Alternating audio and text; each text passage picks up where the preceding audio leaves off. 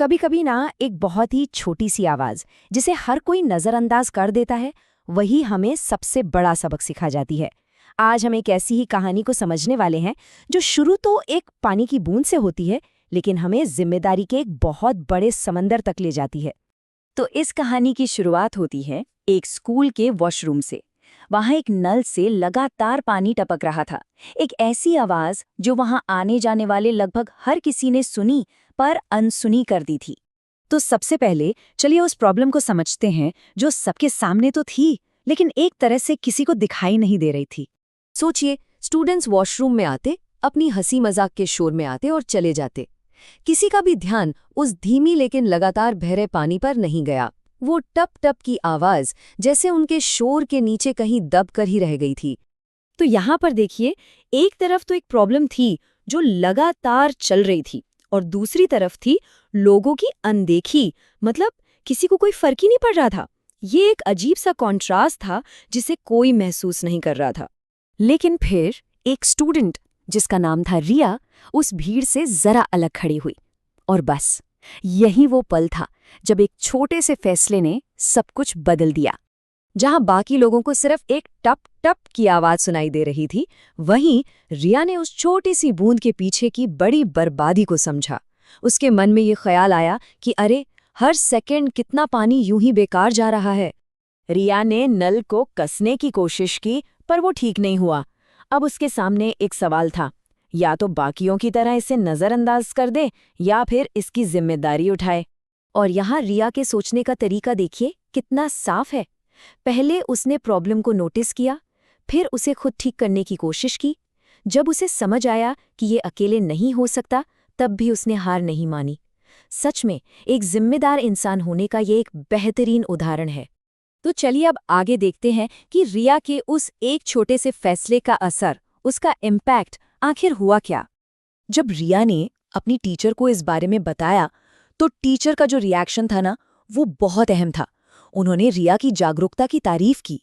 इस एक वाक्य ने रिया के उस छोटे से कदम को एक पहचान दे दी, एक वैल्यू दे दी। और नतीजा वो अगले ही दिन साफ साफ दिख रहा था। जहां पहले पानी टपकने की वो लगातार आवाज थी, अब वहां पूरी खामोशी थी। सिंक एकदम सूखा और साफ था। एक छोटे से कदम ने एक बड़ी समस्या को जड़ से खत्म कर दिया था।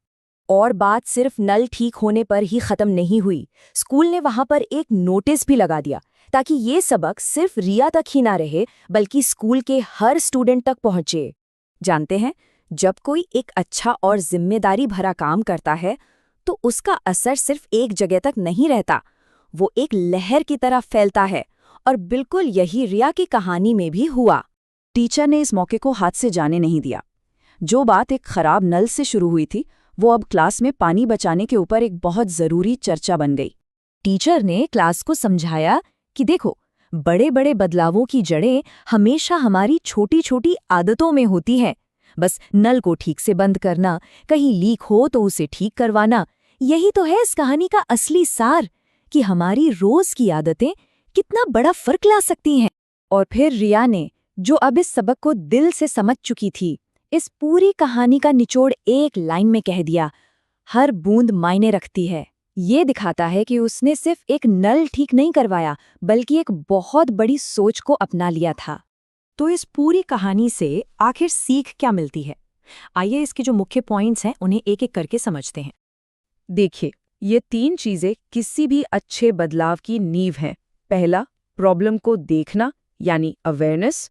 दूसरा, उसे अपनी जिम्मेदारी समझना यानी रिस्पॉन्सिबिलिटी।